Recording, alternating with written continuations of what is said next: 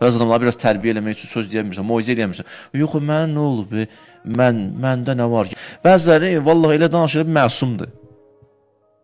Düz deyə danışanlar deyir, mən yox, əstəğfurullah deyir, 3-4 dənə əstəğfurullah deyir, amma bir dənə sübut eləmirsən. Müşkülünü deyirsən, istəyirsən deyirsən, bu səhvlərin var. Yox, nə danışırsan? Get, gör doğrudan var yoxsa yox, nə tez özünü difa edirsən? Özünü islah eləmək istəyən insan nəsihətləri eşitməlidir. Bəli.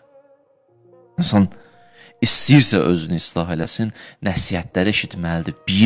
Bir də özünün acizliyini də görməlidir. Zəifliyini görməlidir.